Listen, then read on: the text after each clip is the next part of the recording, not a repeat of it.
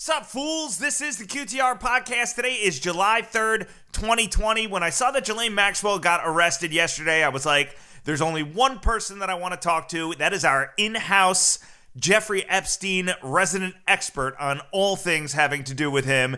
That is, of course, the wonderful Whitney Webb. We're going to get to her in a second. Before we get started, I want to note that this podcast is brought to you by my patrons. Patrons are people that sign up and donate a monthly recurring sum to help support the podcast. I am going to shout out some of my patrons. Then I am going to give you the 2 rules for the podcast. If you don't know, then we're going to get started with the interview. First and foremost, I want to shout out my dear friends over at JM Bullion.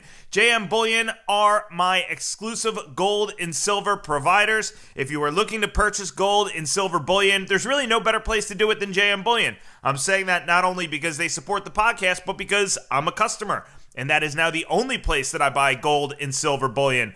They have a wonderful track record that spans almost a decade and more than $3 billion in sales. They have a wonderful selection of inventory. They turn around their orders and ship them quickly. I really have had not had anything other than wonderful experiences in dealing with them. Their stuff turns around and ships much quicker than most other sites. QTR podcast listeners have their own JM Bullion rep, so you get personalized service whenever you want it. Email my friend Kathy, that's Kathy, Kathy at jmbullion.com. Tell her you're a QTR podcast listener. Tell her you want a discount. Tell her you want free shipping. Tell her whatever you want. Tell her QTR sent you and to hook you up and make you a deal. JM Bullion, link is in my podcast description. This podcast is also brought to you by my friend Pete Hedgedis over at The Trader's Path. The Trader's Path is a brand new, wonderful online day trading community that really beats the living shit out of all of the other day trading online communities. Because Pete started his service after he got tired and frustrated with other services that really are just cash grabs. They try to take your money. They try to front run your trades. They don't really give a shit about their members. They don't give a shit about their communities. And Pete wanted to start an investor community that was a little bit different, something that was a little bit more honest. So Pete's community offers a wide range of tools if you're a trader. They offer daily watch lists. They offer live streams so you can see what's going on a daily basis, investor education. They trade in red markets. They trade in green markets. It's a great place to spread ideas, and especially now with the markets being as volatile as they are, a great place to surround yourself with other traders. Pete, I know, is a nice guy to do business with. He's an honest person, so I have no problem shouting him out on the podcast. Hit up Pete, tell him QTR sent you, and tell him you want a discount too. He will make sure you get taken care of if you're interested in the Trader's Path. The link is in the podcast description.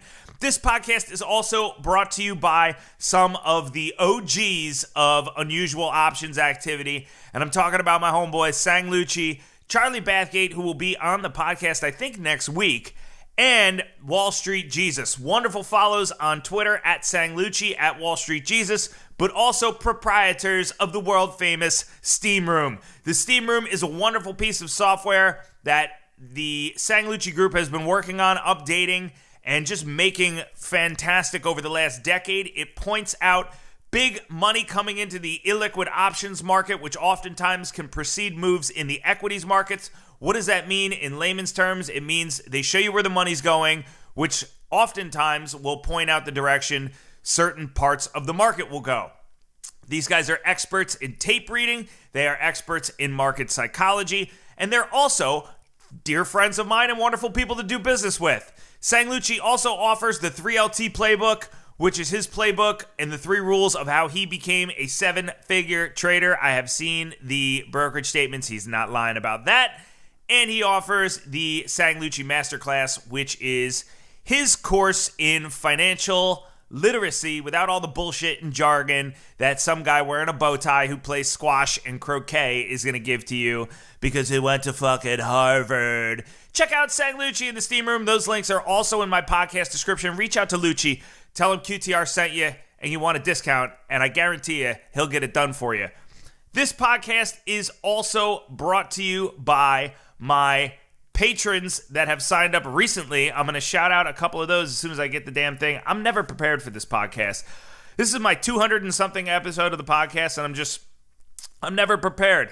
And I don't think that's ever going to change. So if you're hoping for me to get my shit together, you might as well stop listening now. This podcast is also brought to you by my friends at Corvus Gold, my friend Robert Mizzello, shipping analyst Jay Mintzmeyer. If you're into dry bulk and dry shipping stocks, check out Jay Mintzmeyer. Russ Valenti, my longtime homeboy. Nicholas Parks out on the left coast. My brother Nathan Michaud from Traders for a Cause, which is my favorite charity. Chris Bede, my homeboy Ken R. Crichton Titus, Big Dog, Will Smith, Michelle Koenig, Dylan Davis, J.K. Cunningham, Stank Love. Thank you guys so much for your continued support of the podcast. And finally, a couple people that have signed up recently, like my friend Chris Bell, thank you so much. And my homeboy Adam Bell actually just signed up. I had drinks with you the other day, so I know who you are. My homeboy Jay Powell signed up. Don't tell the Fed, all right? How about that? Alan Weber, thank you. My friend Brian Pearson, Brad Potter, and Dutch Cruz, and some people that have been with me for a little while, like Matt Malecki. Q is still in the house. Thank you. Stephen Clark, Phil Menards, Vaclav Kosar, thank you so much. Nicholas Bradley. Jeff Barnes has been down since December 2019. Thank you, my brother. My friend Bruno Gallo is still with me, dating back to July. 1 year anniversary for you. Thank you, brother, for your continued support. All right, let's get started. It's time for Red Pill Rabbit Hole time. There's 2 rules to the podcast if you never listened before. The first is a 2-drink minimum is required. We're in the midst of a 3-day weekend like we are now. Really, 2 drinks is the bare minimum, folks. If you don't have 2 in your system by 12 noon on a Friday when the markets are closed, I'm not really sure what you're doing with your life, but, maybe this is your first time listening. And you can always play catch up, too. Just, you don't have to pregame the podcast like many of my people do, but you can catch up here. There's still a minute left in the intro. So put 2 down in the next minute and you'll be fine before Whitney Webb comes on. Furthermore, this podcast is not life advice, investment advice. I hold no licenses, no registrations. I hold no qualifications to talk about anything at all. This is just open-minded banter for the purpose of getting ideas out there. My podcast has been affectionately named the worst podcast in history by several people on the iTunes podcast rating store. I encourage you to keep that trend up. Rate this podcast 1 star and tell everybody how bad it sucks. With that being said, let's get started. There's really nobody that I would rather have on today than the absolutely wonderful and brilliant Whitney Webb. She is a writer and researcher for The Last American Vagabond and formerly a Mint Press news contributor. She's contributed to several independent media outlets, and her work has been featured by the Real News Network, the Ron Paul Institute, the Zero Hour, among many others like the QTR podcast, which really should be the biggest feather in your cap, Whitney. She's made several radio and television appearances. She is all over YouTube and is the 2019 winner of the Serena Shim Award for Uncompromised Integrity in Journalism. By the way, there is no integrity in journalism anymore, so that's a huge award win for you there. Lovely to have you. How are you? Hey, I'm doing great. Thanks for having me back on. I was just talking to you a second ago, and you said that you've been inundated with interview requests, and you turn them all down just to come on and talk to me. Is that accurate? Well, I didn't turn them down. You just are first, I guess. How about that shit?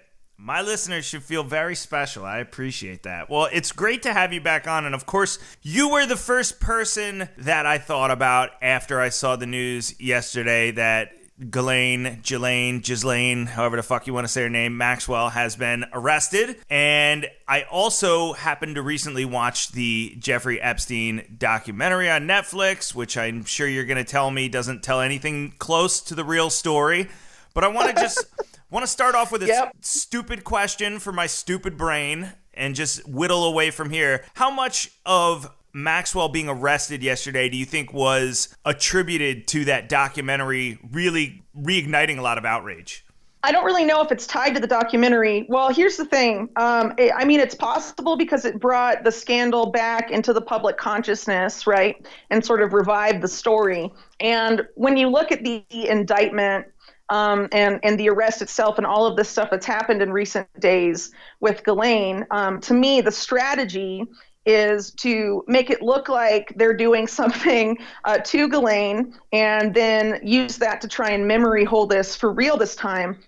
because after everything that happened with Epstein last year, one of the reasons that this case maintained public interest was because of the lack of apparent interest by U.S. authorities to find and even question Ghislaine Maxwell in a meaningful way, because prior to now, she was really, at least following Epstein's arrest in 2019, she, spoke through lawyers or, members of her legal team, right, to the authorities, right? So the fact that, where is Ghislaine and all this stuff was able to persist after that is a lot of what had kept the scandal alive. And of interest to the public. So if they're able to make it look like they went after her for something, it's kind of harder to rally around that. But I think this will ultimately backfire. But based on the charges that she's facing now, what I think is likely to happen is she is going to be allowed to post bail. There will be a protracted legal process, and she will ultimately get a slap on the wrist. Because if you look at what the charges are for, I mean, it's a joke, honestly. And what are the charges? So there's one count of perjury for her lying about a handful of things. And then beyond that, the other charges are all based around enticing minors to cross state lines to engage in illegal sex acts with Jeffrey Epstein. But what is just so insane about this indictment is that it says those illegal sex acts Ghislaine Maxwell directly participated in. Right? So they basically say Ghislaine Maxwell sexually assaulted these minors and is also a pedophile, but we're not going to charge her for that. We're going to charge her with convincing these kids to travel for that, for Epstein's benefit, right? But even the indictment says stuff like, oh, well, Ghislaine's the one that told them to take off their clothes and start touching Epstein, and she was also part of those encounters. So they're basically admitting that Ghislaine was involved in statutory rape, at best, right? And they don't even charge her for that. They charge her for this other stuff. It feels like they're setting up for Epstein's first brush with the law, right? With all these kind of phony, watered down charges. I mean, that was the stunning thing for me watching the documentary was, like many others, after a couple hours of watching the documentary, you start to ask yourself, well, what the fuck is she doing out there just roaming free? Because the documentary laid it out and made it crystal clear that she was participating in the sex acts as well, which makes her just, if not more, guilty than Epstein if she was recruiting them as well. Yeah, she was technically more involved in this than he was even. And pretty much every victim that's come forward and made their testimony available to the public says that Ghislaine was much more abusive than Epstein was. So, I mean, this is just egregious, the fact that these are the only charges she's facing. And there's only 3 victims named. The indictments are only, the indictment only relates to 3 victims during a period between 1994 and 1997. I mean, decades ago. That's all they're charging her for. And this network or human trafficking network that Epstein and Maxwell ran, I mean, that abused thousands of girls. So the fact this is for 3 and it's just about convincing them to move across state lines. I mean, the fact that those are the only charges she's facing to me suggests that they're going to, she might even just settle, or at best she'll go to Martha Stewart prison, or something like that for a couple of months. Well, there was an article this morning in The Sun that basically said she is willing to name names and she's willing to cooperate. And the gist of what I got from that article immediately after I read it was that that's kind of how they're teeing this up. They're setting it up to make it a situation where, it becomes publicly acceptable that she gets a sweetheart deal if she comes out and she starts naming names, or she offers some kind of insight for the federal government into this case that they haven't had before. Do you think that she is going to spill the beans as a part of her settlement? Well, if she does, quote unquote, spill the beans, it's not going to be any information that is ever made public. And would also like to point out that the day before she was arrested, a U.S. federal judge ordered that Virginia Roberts' lawyers destroy evidence related to Ghislaine Maxwell's activities in this case. So I think that timing is very interesting. And this is part of why I'm saying they want to memory hole this, or they want to make it look like they're doing something, but really keep the details from coming out, right? Because, I mean, they've essentially ordered destruction of evidence, proving further crimes of Ghislaine Maxwell they're not going to charge her for. And they're setting this whole thing up that she's going to cooperate, which means a reduced sentence, or that it'll, be some other type of settlement, right? Which is just like so insane to me, especially when the extent to which Ghislaine Maxwell was involved in this, and arguably a bigger fish in this whole network than even Epstein himself was, right?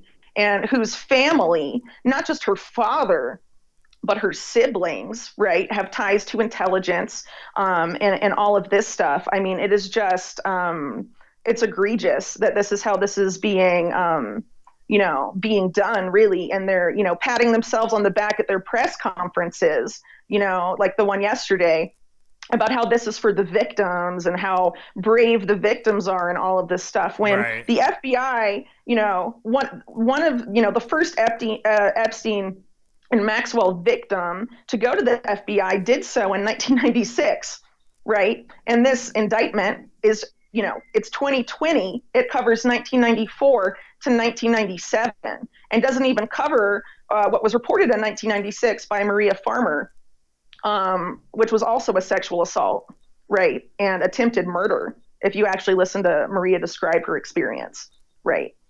And that's not included. It's interesting that this is happening now in the midst of the pandemic. That's something I was thinking about this morning, whether or not the pandemic as a whole and the fact that it has kind of usurped everything that's going on in the media is a means by which to kind of, make this a wash with this story. I mean, certainly. Oh, for sure.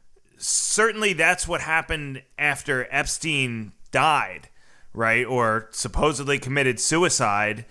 The pandemic became news and nobody really talked about it anymore. And you see these posts kind of online once in a while, like Jeffrey Epstein didn't kill himself. But there's still so many unanswered questions there. And now I feel like, okay, well, they've finally, like you said, it's been 24 years or 26 years or however, they're finally getting Maxwell now. But it's happening at this time where really all hell is breaking loose in the country. We have all this social unrest. We have the pandemic. Do you think that timing is coincidental? Oh, not at all.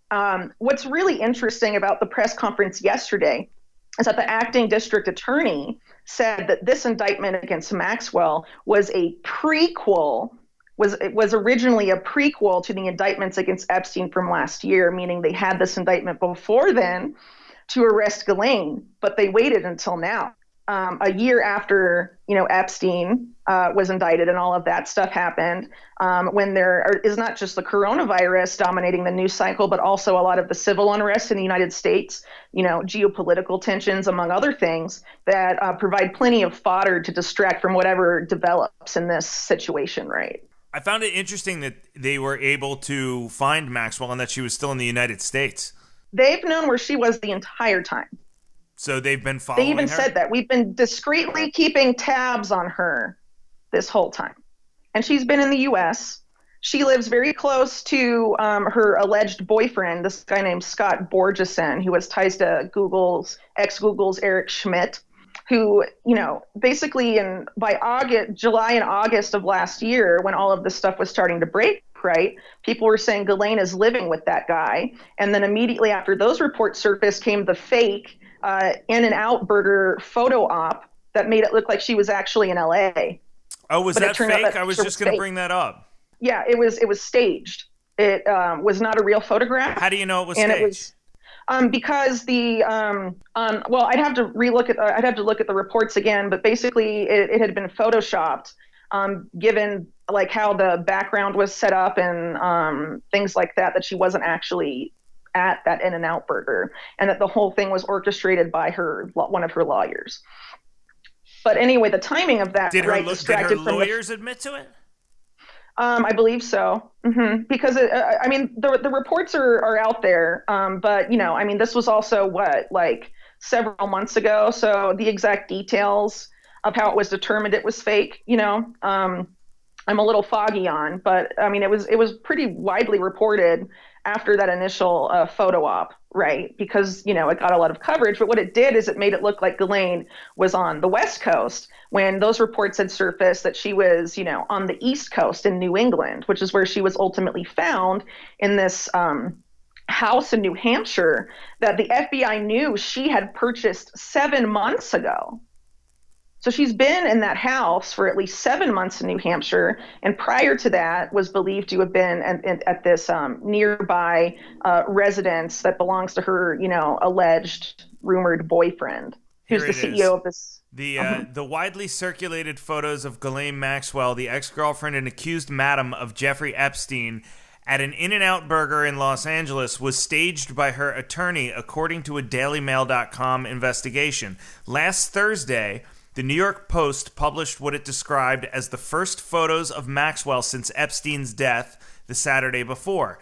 It showed her in a gray hoodie and glasses and reading a book while dining outside with a tray of food and 2 cups in front of her.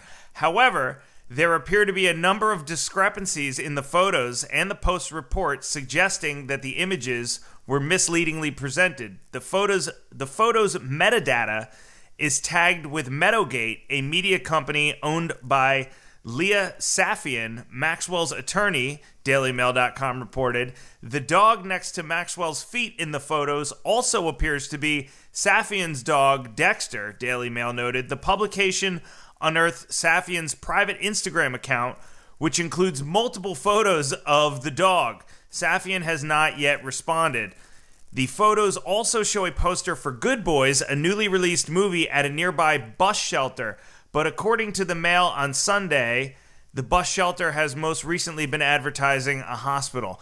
Wow, so that's very interesting. Yeah, because I remember when those photos popped up, and I was like, well, what the fuck is she doing at an In-N-Out Burger, having a hamburger? She's sitting in the middle of the fucking outdoor restaurant area, just going about life. I remember when that happened. Well, right. And remember, the other crazy thing about that picture is the book she was reading, which was about the life and death of CIA operatives. Oh, is that right? Right. Mm-hmm. I don't. And she's sitting there posing all smugly, like out in the open, right? And making it like, I'm wherever. And then after, reports like that to distract from the fact that she's been in New England, apparently this whole time, all these reports, oh, she's in France. Oh, she's in England. Oh, she's in Israel. Oh, she's here. She's there. I mean, she was basically treated like Carmen Sandiego. And it was like this tabloid-esque coverage of Ghislaine really this entire time, referring to her as things like Jeffrey Epstein's gal pal or his close associate or his longtime girlfriend and stuff like this, instead of what she really is, a serial sex trafficker, a rapist, and a pedophile at the same, degree that Epstein was, if not more so. Right, if not more. It's wild to think that what was unearthed in the Netflix documentary could be investigated and put together by a couple of filmmakers, and that stuff was so widely available. And when Epstein was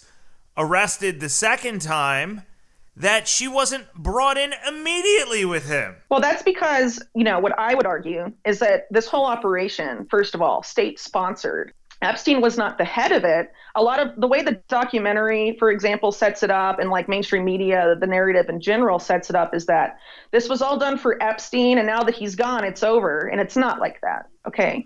But, I mean, really, Ghislaine was, much more involved to an extent than Epstein was, right? Epstein was just very charming and charismatic, not unlike Maxwell herself, and was able to have a lot of these social connections and whatnot.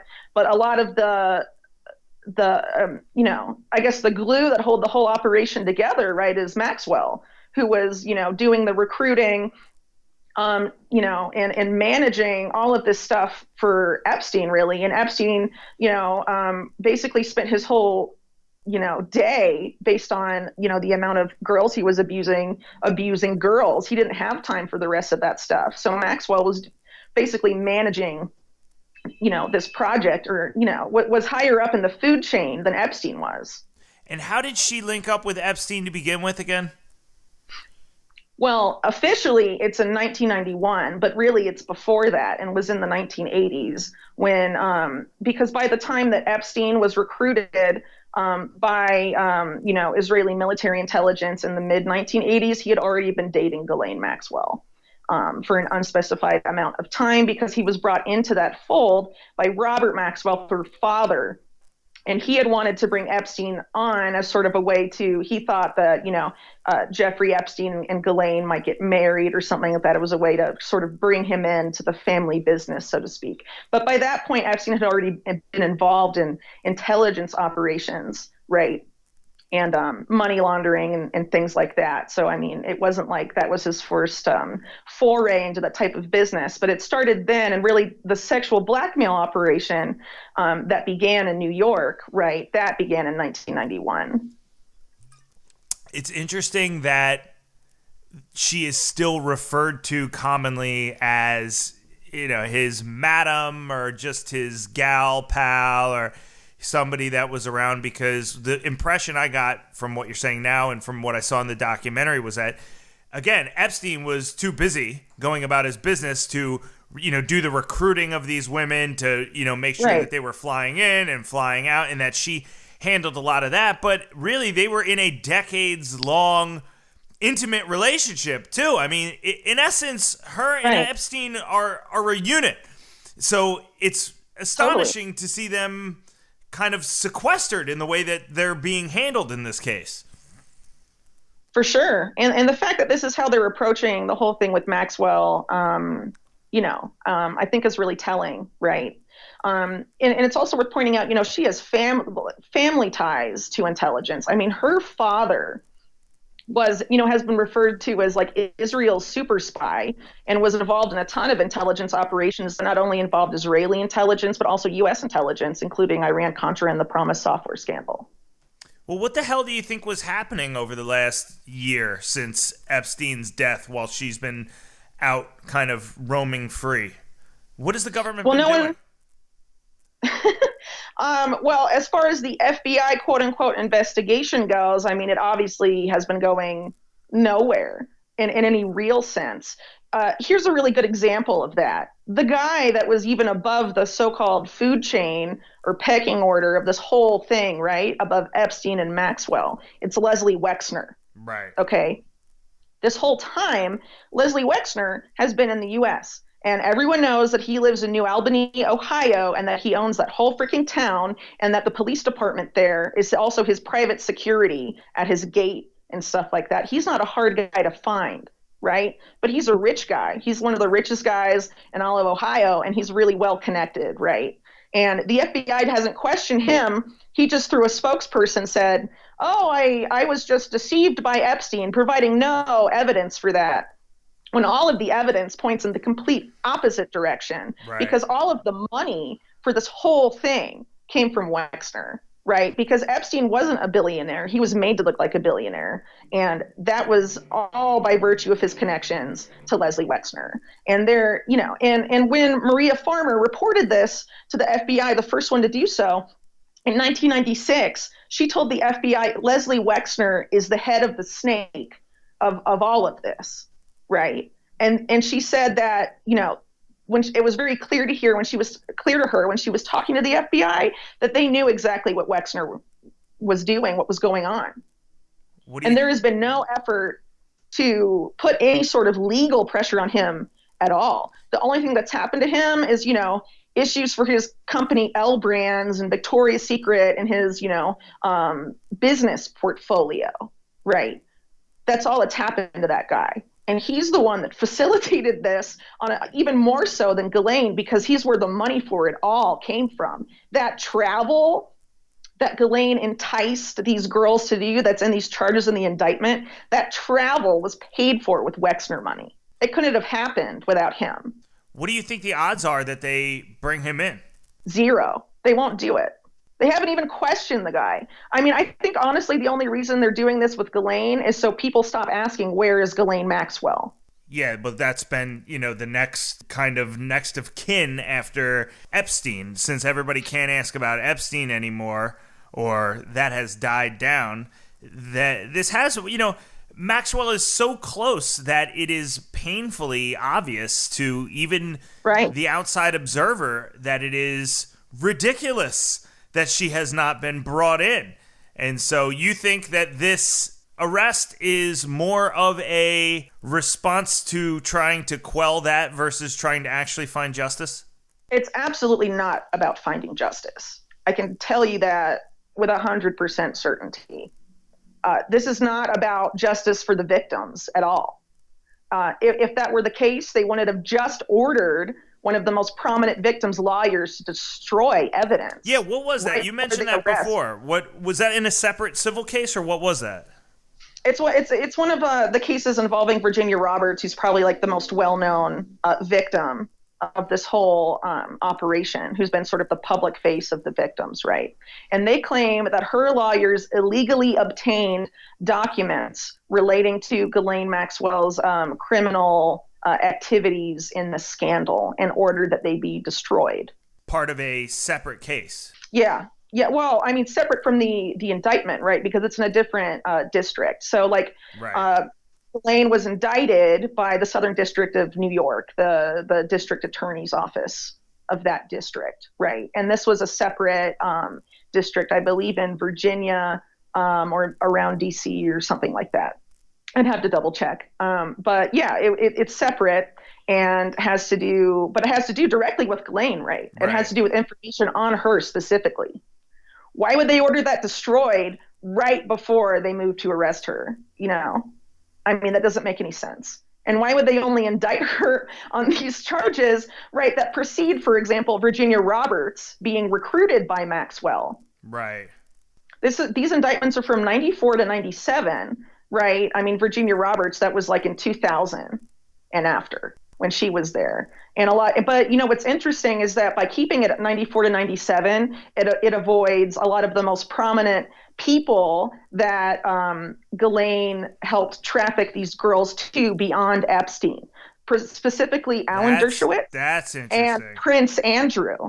Yeah, that's interesting, because to the outside observer and somebody that's not familiar with the case, they're not looking at, oh, it's only from 94 to 97 and that excludes certain people. And they're not looking at, oh, well, the charges are bringing minors over state lines and not sexual assault or rape of minors. They're just saying, oh, well, they finally got Ghislaine Maxwell, you know, finally. But they didn't get her. You know what I mean? I mean, these charges, I mean, the fact that they admit that she was involved in pedophilia and statutory rape and they don't charge her for that, I mean, that is the most blatant slap in the face to anyone that would like want justice, right? That's in the indictment? They're saying it says it. And even the acting district attorney at the press conference yesterday repeated it and said she was involved in the sex acts. And the indictment describes her ordering at least one of the victims to take off her clothes and start touching Epstein. And that Maxwell and this girl were involved in this like threesome, basically. Why is she not being charged for that if this is about protecting children and stopping pedophiles and all this stuff? So anyone saying Ghislaine Maxwell being arrested is proof that like the U.S. government or the Trump administration is going after the pedophiles, and they admit that she's a pedophile but don't charge her for it. I mean, it's not going after a pedophile. You know what I mean? It's trying to make the story go away, or trying to make it look like they're doing something, but actually letting this lady off in the most insanely light. I mean, slap on the wrist is what it looks to be, unless there are more charges announced, which seems unlikely at this point, based on how they've managed this whole case thus far. The thing about Dershowitz is interesting, because I remember in the documentary him sitting there and, you know, boldly proclaiming his innocence, and then actually saying, I challenge one of the girls, I can't remember, I challenge so-and-so to come out and say that, you know, we perform sex acts or something. He makes this big bold, and then the woman like came out the next day and said it or something, right? What was that? You know, the whole Dershowitz thing, I mean, his claims about what happened are absurd. He claims he got massages at Epstein's estate, but that he kept his underwear on, and it was an old woman, babushka, whatever, that rubbed him down. Right. No one else in this case at all has ever talked about there being old women at Epstein's estates. Also, during this period of time when Dershowitz, was alleged to have been involved in, the abuse of minors, he wrote this op-ed arguing that the age of consent should be lowered to the age when a girl first gets her period, as young as like 12, right? That's not a good look. If you're trying to defend yourself against pedophilia claims, that's not a good look traditionally. No. And the fact that he's like, it's so absurd that someone would accuse me of that. It's like, well, you were just talking about how it should be legal to have sex with 12-year-olds in a public newspaper. And it's funny to watch people like Clinton come out and try to refute that they were involved when the photos are there, the flight logs are there, and then in the documentary, my favorite was the guy that worked managing his estate. I guess he was like the landscaper or the property keeper or whatever for his estate down in the islands. And he was just like, I saw Bill Clinton sitting on the porch all the time. Right there, a couple feet from me. Bill Clinton, former president, can't fucking miss him, And every once in a while I'd drive by him. Bill Clinton would be here again. And it's stunning to watch him recall that, of obviously telling the truth, effortlessly speaking about it, not giving any tells that he's just making shit up for no reason. And then you see the flight logs, and then you see the photos, and you wonder, like, how can they still refute this? And the argument you want to make now, Whitney, is that, I was on the island, and I did get massaged, but it wasn't by the roster of young women that this guy constantly had at his house. Like Alan, one of these guys is going to say, I went in there and, there was this sexy young debutante and I was offered a massage from her, but I turned her down in favor of the 60-year-old. It's like, come on, just, you got to put two and two together. And I don't even need to know that you're Bill Clinton. I don't need to know that you're Alan Dershowitz. I don't need to know anything about you. All I need to know is you're a man. You're on the flight logs, you're on the island, you're in the massage room. Like, come on, you can fucking lead a horse to water here, and people aren't making this connection? Right. Well, really quick, here's the thing about Bill Clinton and Epstein. The whole thing about the way it's set up now anyway, even the people being like, look at the flight logs, look at all this stuff, I would argue it's a limited hangout. And that's because the official narrative says that Bill Clinton did not get involved with Epstein until he stopped being president of the United States. And that is a lie. While Bill Clinton was a sitting president, he was going to Epstein's residences in New York. Everyone was ordered out, but the personal chef and the young girls. And there were witnesses to this, that this happened in between 1995 and 1996 at least twice. Before then, Epstein, as soon as Clinton was in office, Epstein started visiting the White House. He made several White House trips and met with the deputy chief of staff. He was going to White House donor dinners with Ghislaine Maxwell. In 1995, one of Clinton's closest, the Clinton family's, biggest, donors, but also just people in their inner circle, right? Lynn Forrester to Rothschild, was talking with, this is from the Clinton Presidential Library, right? Sent a letter to Clinton saying, I saw you at Ted Kennedy's house and I wanted to talk to you about more things, but I know you're a busy man. And so instead of talking to you about everything I wanted to talk to you about, we talked about only two things during what she calls her 15 seconds of access, right? And the things she talked to him about in those 15 seconds that were the most important for her to discuss with Bill Clinton, right? Currency stabilization and Jeffrey Epstein. This is in 1995, right? So for Clinton to not know about Epstein and then be seen by people that worked for him in New York, and Ghislaine Maxwell screaming, the president's coming, and stuff like this, and getting people to decorate and all this stuff, and then they're all ordered out except the girls and the chef. who, by the way, was murdered recently. Well, I can't really say murdered, but a very interesting death happening in the middle of the pandemic. No one could attend his funeral. There was no autopsy, right? He just appeared dead. So the headline from the local paper in Michigan said he died suddenly. Doesn't elaborate, right? All very interesting, right? So the fact that the narrative keeps it on, well, Bill Clinton was on the plane and Bill Clinton is guilty of this. It all focuses on what happened after he was president. But there was a relationship there when he was president, which is, has huge ramifications if you think about it, because Epstein was involved in sexual blackmail, right?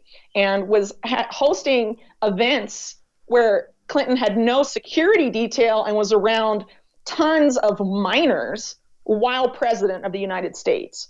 It's astonishing, too. I saw the photograph this morning of Ghislaine Maxwell at Chelsea Clinton's wedding, and that was 2010, I think. And she was involved in the Clinton Global Initiative and all of this stuff to a large degree. But again, this is all after he leaves office. But also, Epstein and Ghislaine were involved with Clinton Foundation stuff, which, was a slush fund and all of this stuff. And that was also one of Epstein's specialties, aside from, this blackmail trafficking thing, was doing shady ass shit in finance and through special investment vehicles and quote unquote charities and all of this stuff, moving money around. That's how he got his start, right? Didn't Epstein have some picture of Bill Clinton in a dress or something hanging up in his New York apartment too? Or was that a rumor? Yeah, it's Bill Clinton wearing the Monica Lewinsky dress. Just hanging up in his house? Yeah. Normal. He also has a picture of George Bush with a paper plane smiling, and there's two towers crumbled on the ground. Normal. File it under normal, Whitney. We've all got paintings of each other in each other's homes. Right. I have pictures of all my male friends in dresses hanging around my house. Anybody that's been here will attest to that. But yeah, just fucking file that under totally normal. You know what the interesting thing is too, when you talk about all these people of power and the people that have been kind of associated with Maxwell and Epstein, and I have friends of mine that are really hell-bent on this conspiracy theory, or whatever you want to call it, theory that people in power, politicians, people in super powerful roles, the Bilderberg Group type people, that they are actively hosting and participating in some global pedophile ring. And I know that's like one of the biggest conspiracy theories out there, and I know there was the whole Pizzagate thing that happened, and I always kind of dismiss it, but really, you don't have to draw too long of a line to get from people like Prince Andrew and people like Bill Clinton and people like Trump being associated with Epstein, and in that theory. It's still a jump, I think, but I don't know. Did you ever look into all the Pizzagate stuff? No, but it's worth pointing out, right, that, beyond the Epstein scandal, there have been a series of pedophile scandals among the powerful in the U.S. That have been the subject of massive cover-ups. One of them being the best known, or I guess not even best known, the best case study, I guess you could say, of that was the Franklin scandal in the 1980s and early 1990s that involved underage boys, call boys, it was referred to in local DC media, being given midnight tours of the freaking White House while George Bush Sr. was president. Right. Normal.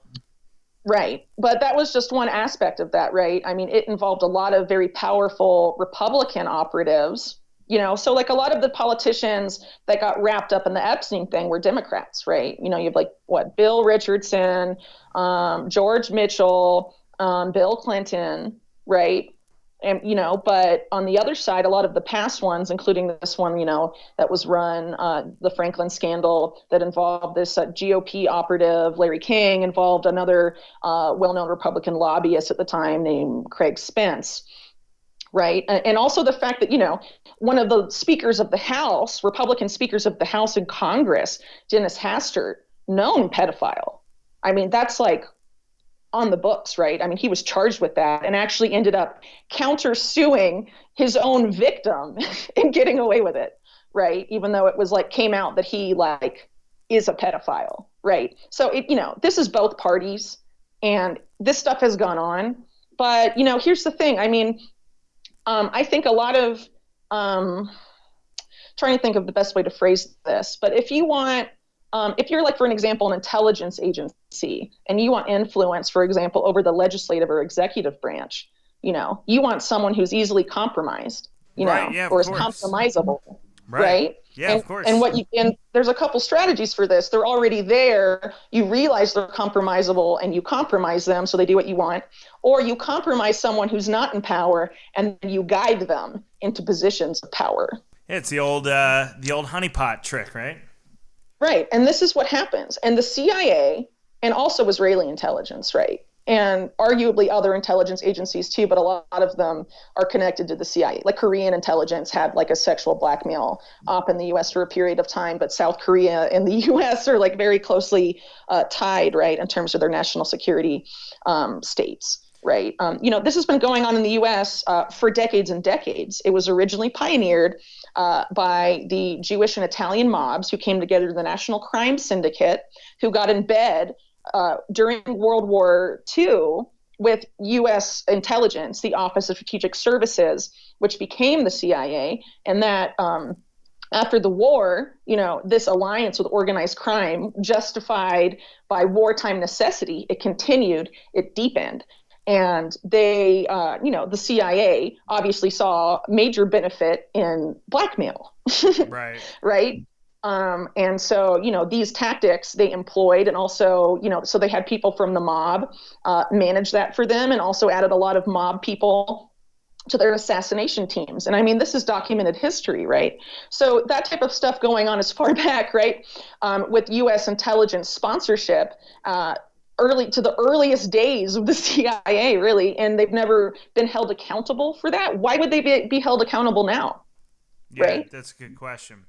What do you think the odds are? Just to touch on, I would love to hear your thoughts on the Pizzagate thing. If you ever look into it, I'd love to hear your thoughts on it, because a lot of it does sound like bullshit to me. That the signs hanging up at the pizza place, are the international signs for pedophilia. It's like, all right, they're fucking circles and squares and stuff. But on the other hand, I also did read some of the emails that were associated with the scandal, and some of them do seem a little weird. There's emails like, hey, make sure for your trip to Washington, D.C., you bring plenty of hot dogs, capitalized with extra relish.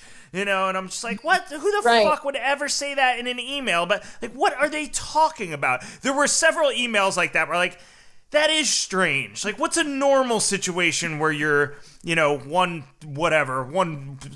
Washington insider is emailing another one telling them not to forget the moist and crisp hot dog buns or something. Like, nobody would ever fucking write that. Like, yeah. So, well, I didn't really look into Pizzagate or any of that stuff, right? But I did notice, for example, and this is just documented, you can't really refute this, right? Tony Podesta, high-powered lobbyist guy, brother of John Podesta. Right. The art in his house. Oh. What the hell? I mean, have you seen it? It's like kids, paintings of children that are like naked or half naked. The expression on their face is of fear, and they're tied up. Yeah, I'm looking at some of the has that in their house, Some of the examples right now, they say it's so bad that journalists won't even show it. And if you look up Tony Podesta's art, it is look, here's a photograph of obviously young kids in what appears to be like their undergarments. Here's one of a young kid that's being attacked by some kind of fucking monster coming out of its bed. Here's another one of a kid taped to the wall. These are like brutal images. These are actually quite disturbing. I'm looking at about 10 of them. It reminds me. These are pictures like that in their house. Yeah, I'm gonna go to my living room and like make a tea, and I'm gonna stare at a picture of a kid that's scared and in bondage. Yeah, this I mean, kid's what like the literally fucking tied up against the wall, this kid. Yeah. Yeah, that's just not normal. You know, it's just I don't look. I don't get art either. That's the other thing. I was talking to I was talking to an art collector like a couple weeks ago on the podcast, and I just don't get it. You know, I don't get it. You know, I don't get the banana duct tape to the wall selling for $120,000. And to be honest with you, this fucking guy didn't really sound like he could explain it to me either. As I kept asking him about it, he kept changing the fucking subject. And I'm like, you know, so look, I'm not an art guy, but what I'll say is these are far more disturbing images than the ones that Epstein had at his house, because I believe in the documentary they were showing his art as well, and it was also like young. He had the one girl that he brought was commissioned to paint. She was like painting her younger sister or something, wasn't she? In paintings for Epstein. Her younger sister, no, but pictures that she had of her younger sister when she was really young, like playing outside or like in like little kid bathing suits or like in the tub or whatever, were in her personal belongings, right? And when she was staying at Wexner's estate, right, she was hired to be, she was first Epstein's artist in residence and then passed off to be Wexner's artist in residence. Ghislaine, Maxwell, and Epstein stole those pictures, went through her personal stuff without her knowledge and took them, right? Yeah, not normal. If you haven't looked up Tony Podesta's art collection, I mean, it'll probably disturb the shit out of you, but I feel like you gotta see it just because of how fucking crazy it is. And again, I know there's some bullshit artist explanation for this isn't, you know, this is a commentary on something else. It's like, yeah, it's also a young child in bondage. Like, I don't understand it. But, so what do you think the chances are of Maxwell making it out alive here? We got the pandemic, which is like a great scapegoat if you want somebody to just disappear.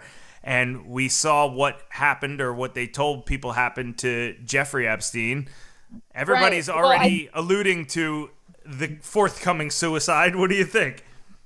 I don't think she's going to I think she's going to be allowed to post bail. And I think coronavirus is going to be part of that excuse, because oftentimes, you know, there's been a lot of stories about how coronavirus, you know, prisons are, you know, hotspots, if you want, whatever you want to call them, for the virus. So she can argue it can, you know, will put her at like, you know, risk of contracting the virus. And given the charges, the light charges that she's facing, she could easily argue to have, you know, bail available to her, right? And not be in prison until after there's a trial and she's sentenced, right?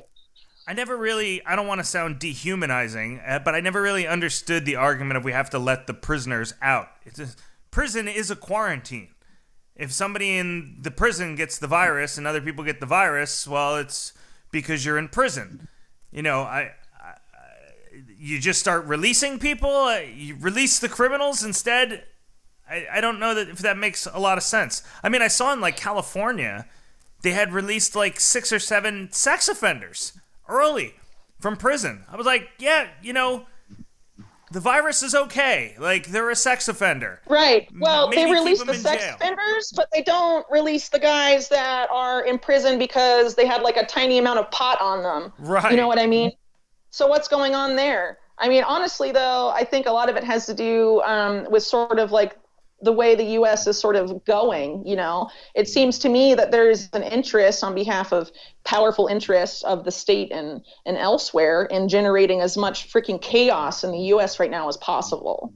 Right. Do you think that any of that could be coming from outside of the United States? Because it looks like there is a real main vein in the country right now that is replete with Marxism and replete with further trying to divide the country. And certainly it appears to me as though the media is doing their part in that. What do you think the odds are that there is a party outside of the United States that's basically helping tear the nation apart from the inside out? I think it's very high. But I think, you know, I'm trying to think of the best way to explain this. The U.S. national security state has an interest in those types of divisions being higher than ever. And a lot of times they work with, intelligence services or private companies or the economic elite of other countries, including so-called quote unquote rival states. So as an example, I recently had a report out about how there's a new system that's active in Rhode Island is set to be active in other states that's going to use artificial intelligence to predict who might have coronavirus in the future and also determine which areas of the country or localities or neighborhoods to subject to lockdown, right? And also to use those same sort of like AI predictive analytics to mandate medical treatment for people that's mandated and controlled by the state, right? This is designed by Israel's intelligence service and their military, right? On the other side of things, a lot of those creepy surveillance companies are also Chinese, right? So you have, some of this infrastructure, creepy Orwellian surveillance infrastructure being set up by a quote unquote ally Israel. And then you have some of that infrastructure also being set up by Chinese companies, even though we're supposed to be like, in a trade war with them and all this stuff. I mean, when you get down to how things, are ultimately decided and really work, a lot of times it's between the economic elite of so-called rival countries because they speak the same language. They speak the language of money and business. Right. Yeah. Lest we forget, too, that all of these extra technological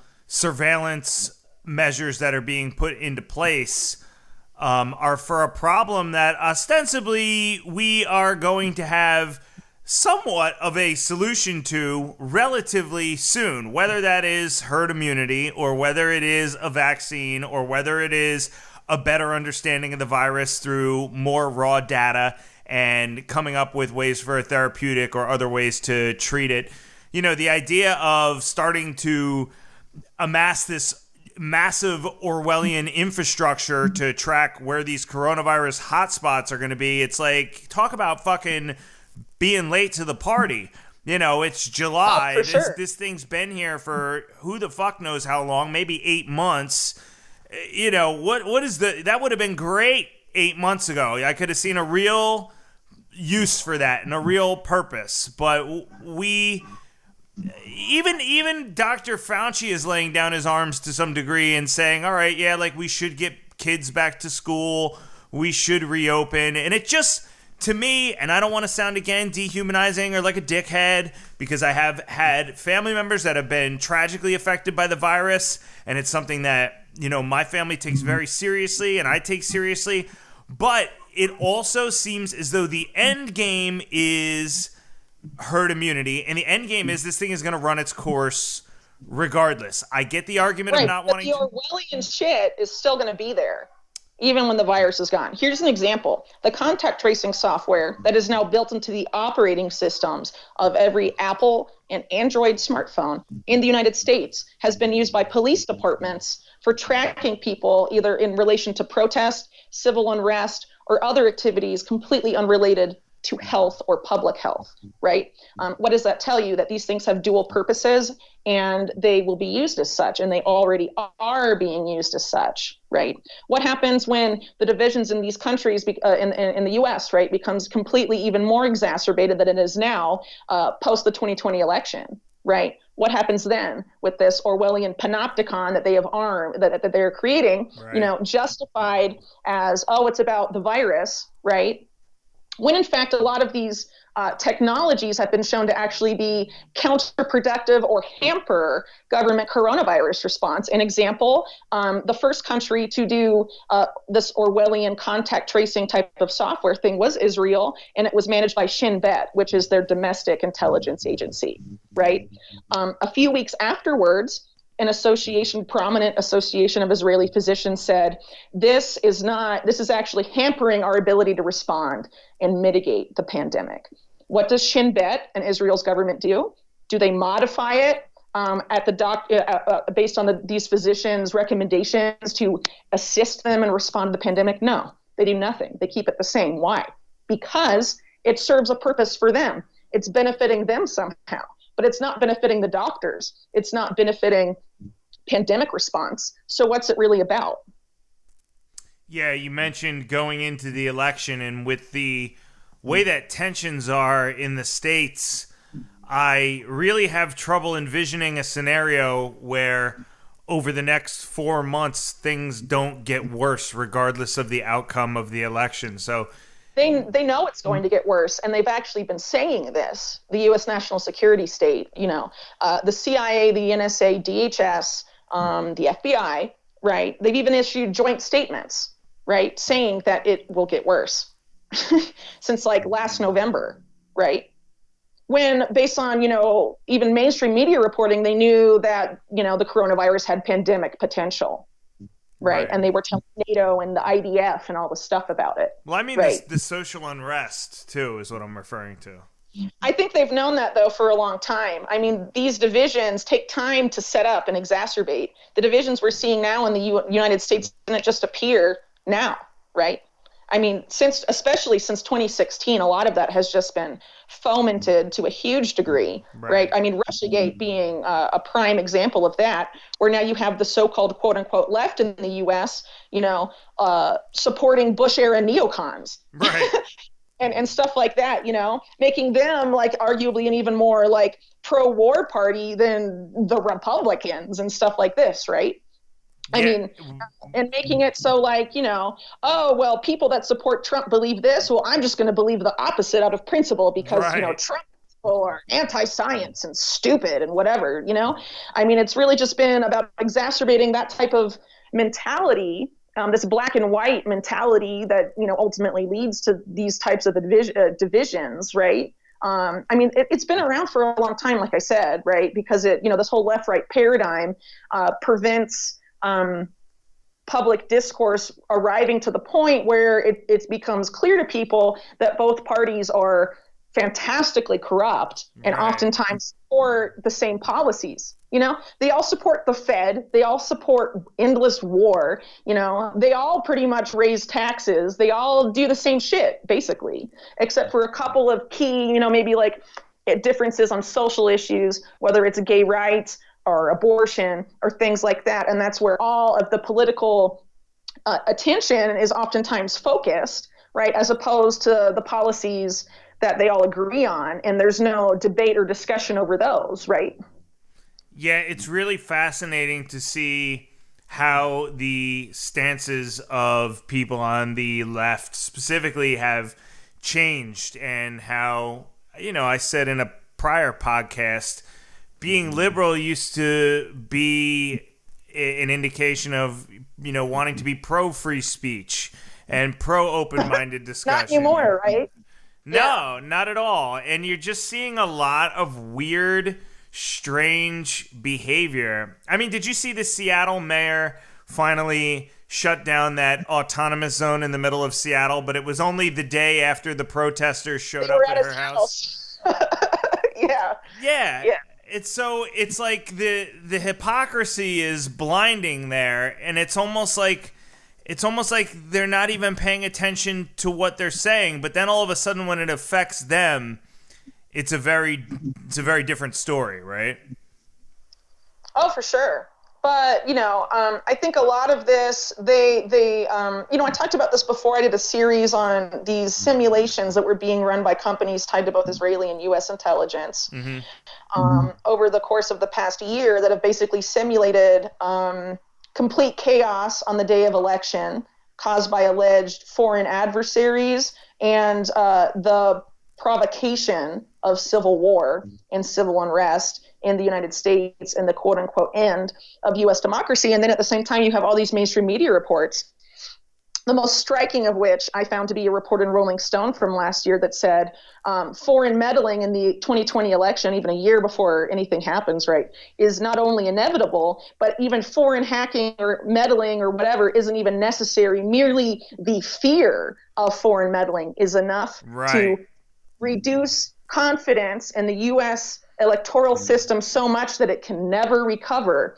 To me, a lot of this setup of the narrative in mainstream media and by all these intelligence agencies is because they are planning to move to a system that does not involve even the illusion of democracy. Right. And fear is and a the more huge chaos they create, right, the more they can justify a greater imposition of quote unquote order, right?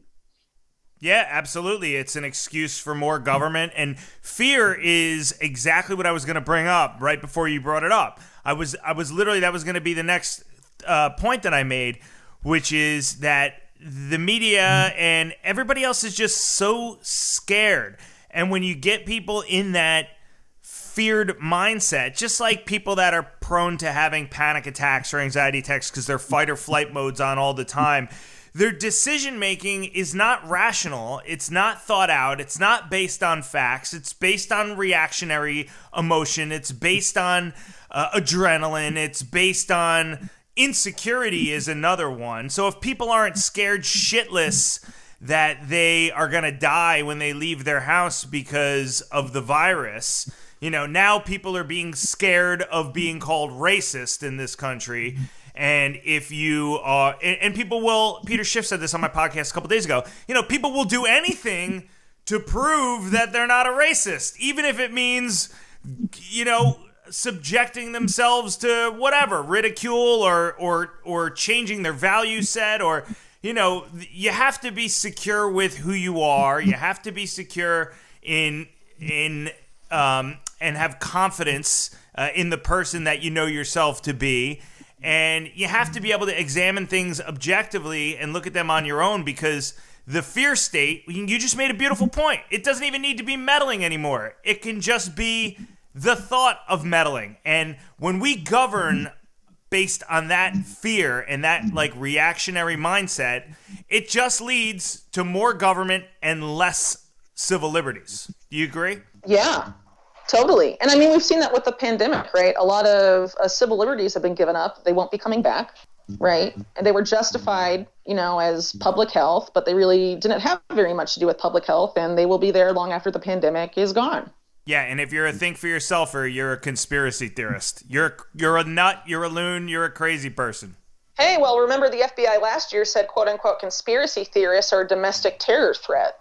Even though many conspiracy theories, as we've often said, turn into conspiracy fact, sometimes it just takes some time for the public. Well, like the Epstein thing, right? Even before last year, talking about Epstein being an intelligence-connected pedophile sex trafficker, I mean, people would roll their eyes at you, but then it came out, right? Exactly. That's a perfect example.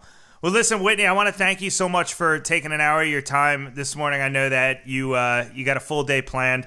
But thanks so much for coming on and speaking to me and giving this awesome information to my listeners. And if you want, what are you working on now and what's going on, and where can my listeners find your stuff if they want more information?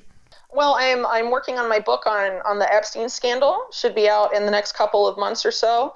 You can support my efforts to write that book because the publisher is small given the subject material, right? So didn't really get an advance. So a lot of that is just being funded exclusively by my Patreon that you can find there and sign up for if you'd like to support that. You can also follow my work on, I tweet about it. My Twitter handle is _Whitney Webb. I'm currently writing for The Last American Vagabond. I have a new article that came out yesterday that has ties to Leslie Wexner of the whole Epstein orbit, Israeli intelligence, this AI, I sort of alluded to it earlier, this AI predictive population monitoring tool that's in Rhode Island, partnered with Mayo Clinic now, and is set to announce a slate of new partnerships with U.S. states and things like that, that is being rolled out right now. And I have, some other articles in the works too that are unrelated to Epstein, but of course I'm going to be doing a lot of stuff with Ghislaine Maxwell in the next couple of days, just given recent events.